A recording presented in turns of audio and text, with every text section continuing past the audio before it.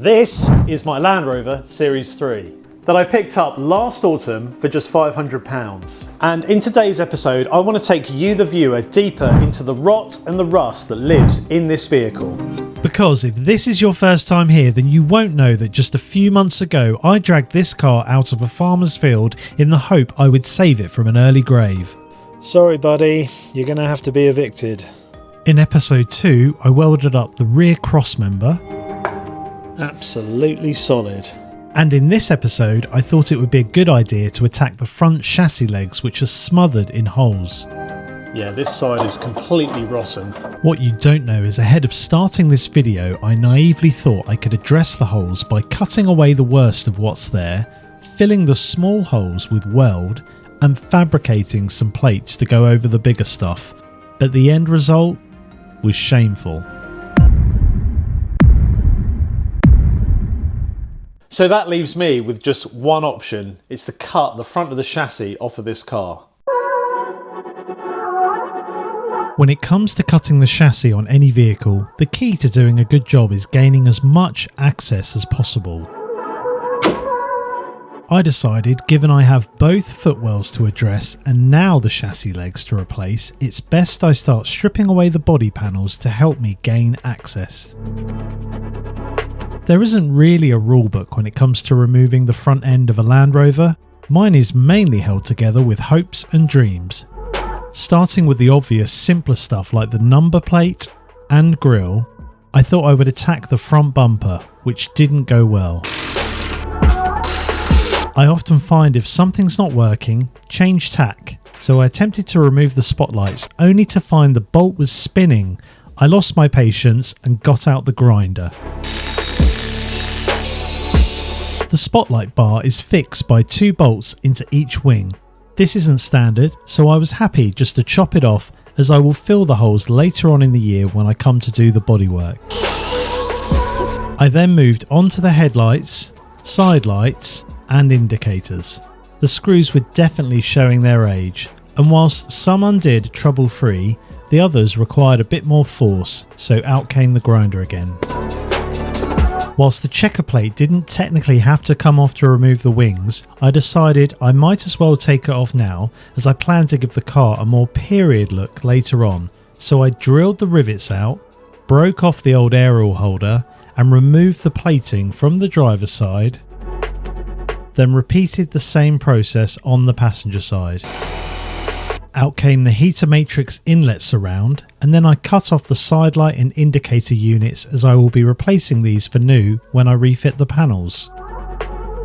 I then went under the wing and decided to attack the retaining bolts for the inner wheel arch panels, which were completely seized. So what tool did I use again? Yep, the grinder. Backed up by my hammer, of course. The wing itself has a few small bolts connecting to the front panel and A-pillar, and one larger bolt inside the engine bay. With the bolts removed, I wiggled and jiggled, disconnecting the electrical wires and pulled the wing away from the car. I turned my attention back to the front bumper, discovering that the 2 bolts which mount it to the chassis go right through the bumper and pop out the other side. I took a reciprocating saw and chopped the ends off. This enabled me to pick out the bolts one by one, and then with some gentle persuasion, the bumper could be lifted away from the vehicle. Lastly, I loosened the front panel which mounts to the radiator, but I didn't want to remove this fully yet, as I needed to start and run the engine. The reason I needed to run the engine is because I planned on putting the car outside the back of the garage where I could do the final removal of the chassis. Okay, so the car is mostly pulled apart. The only exception is the bonnet, which I can't actually take off because of the height of the garage. I've got all of the other parts off, and what I need to do next is get the car out the back of the garage through the bifold doors so I can set it up on stands on the patio, get everything plumb, and then start to think about cutting the chassis off.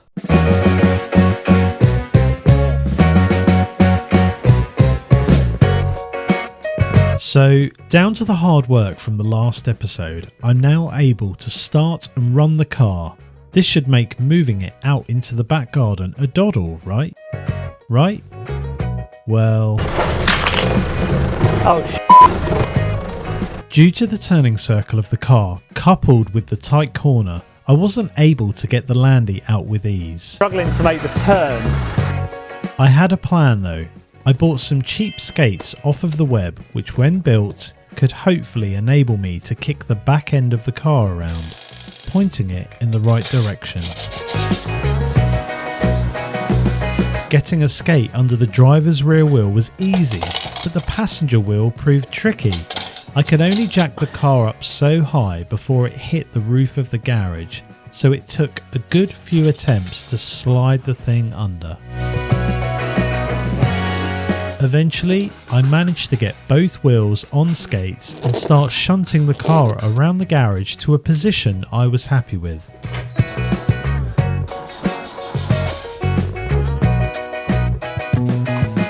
Once pointing in the right direction, I then had another challenge. You see, the height of the rear doors is 1.9 metres, but the height of the Land Rover is a whopping 2 metres. This means I would have to come up with a solution for actually getting the car through the doorway. My plan at this stage was to air all 4 tyres down. You see, a Land Rover tyre has a pretty large sidewall, so there's bags of air we can remove to enable us to drop the height of the wheel and in turn the car. Once aired down, I didn't bother running the engine. I wanted a bit more control, so blipped the starter off and on to enable me to gradually crank the engine and move the car forward in gear. It was close, but I managed to get the car outside through the doorway and onto the patio. At this stage, I fired up the old girl and drove it into the garden, where I proceeded to turn the car around and bring it back to the garage where I could find its resting place for the next few weeks. Okay everyone, so finally got the car out the back. It was a little bit of a battle, but I've now gone ahead, jacked it up, put it on axle stands, taken the wheels off for maximum access, and I've even taken the front shock absorbers off, but the front leaf spring bolts are putting up an absolute battle with me at the moment.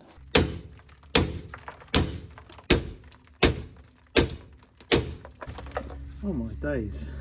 But what I'm going to do is put that on pause and just take a few minutes to show you what's arrived in the mail, which is going to replace this old rusty chassis. Okay, so this is the box section that I'm replacing the chassis that I'm going to cut off with.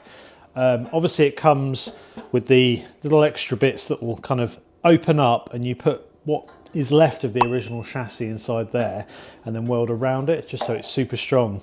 But yeah, at face value, looks good. I mean, if you compare it to what I've got on there at the moment, it's a lot more solid. So yeah, it should do the job. I'm excited to get it on now. I suppose we better get the old chassis cut off. Starting with a stubborn bonnet rubber, I knocked that out, and this enabled me to finally get the bonnet off of the front of the car. Next, I wanted to get the front panel off of the Landy, so I started by undoing the coolant bottom hose to drain the coolant. Then I undid the clips on the top hose, which allowed me to release it from the radiator. With the hose undone, I was able to lift the front panel and radiator whole off of the car and place it next to the wheel, so I didn't have to touch the wiring. With the front panel out of the way, I needed to make a start on the steering arm, so I undid the retaining pinch bolt. I then relieved the pressure on the spline shaft by hammering in a chisel to open it out. Then this enabled me to slowly tap the steering arm off of the shaft to release it all. Now that the arm was off, I was able to start work on removing the spline shaft from the chassis. I undid the 2 bolts which retain the top part, then I focused on splitting the other steering arm off of the other end by bashing a ball joint splitter fork into it, and eventually it dropped off. I did try at this stage to bring the spline shaft away from the chassis, but it wasn't budging. I thought this was something I could do after this section has been cut off later on. Using a grinder, I chopped off the driver's side brake hose bracket and on the passenger side I first bent the bracket back into shape before chopping it off. Off came the brake splitter, and then I cut the brackets to the battery box. I thought cutting just the front ones is fine, as these can be tacked onto the new chassis piece when it's in place later on. The penultimate task was to cut away the stubborn leaf spring bolts, which I failed to hammer out earlier on. This was made light work with the reciprocating saw. Now I was in a position to measure up and understand where the old chassis sits relative to the ground. This will help me later on when it comes to fitment and alignment. And lastly, with my measurements taken, I was able to score what I wanted to cut, and then with my reciprocating saw, cut away the old piece of chassis from the chassis legs.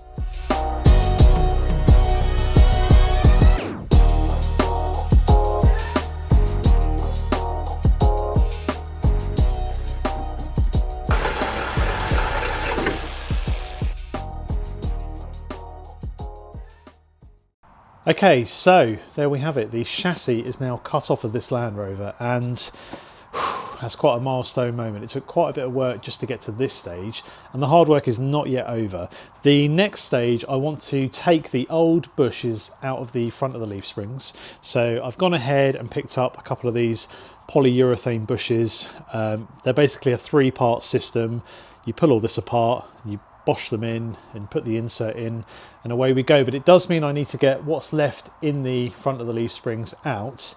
I did try pressing them out. I had a little tool where you basically tighten up a threaded bar and it should push them into a socket, but it wasn't budging at all, sadly. So yeah, I think the plan will be using fire, lots and lots of fire from matte gas to burn out what is left. So let's crack on with that now and take you through it.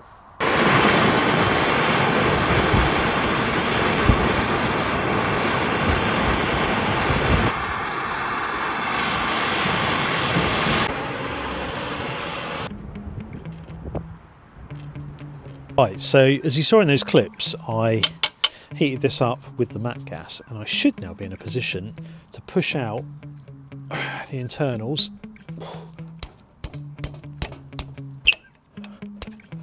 There we go. So that's most of the bush out, but then you are left with this kind of outer race or outer sleeve, which I need to get out because obviously the polyurethane inserts that I need to put in there, I'm pretty confident won't fit with that in. I mean, I could see, let's see actually if they fit. Let's get all this rubbish out, go from there. So I took a drill, cleaned out the gunk left over from the superheated rubber bush. Then I used white grease as a lubricant and attempted to hammer in the first half of the bush. Not sure it will go. Feels like it might do. Very snug. Oh, here we go.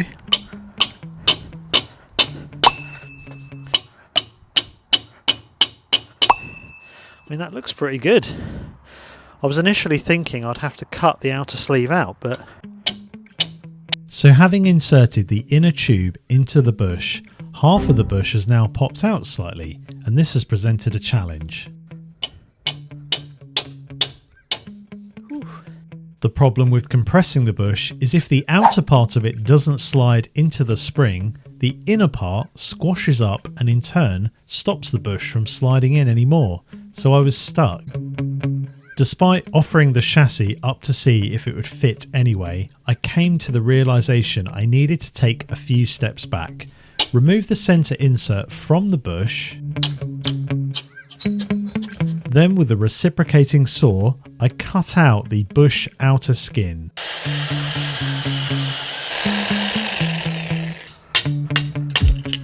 One last tap, and then more. Once cut out, I was able to reinsert my polyurethane bush with ease, hoping that this is ready to accept the new chassis piece.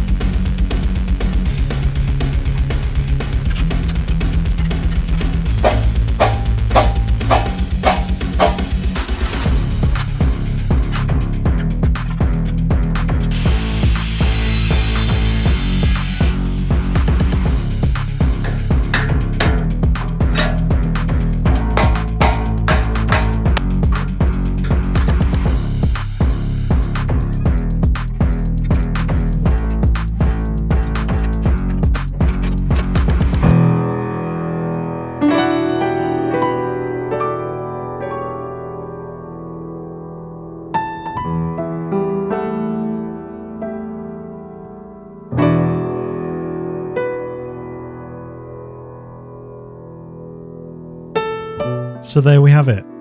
The new chassis piece is roughly in place, and I need to emphasise the word rough here. It needs to come off and have everything ground back, and I will need to fill a few holes which reside on the driver's side before I can think about welding this new piece in place. Okay everyone, so with the wet weather setting in and I'm starting to lose the light, I think I'm going to leave this episode there.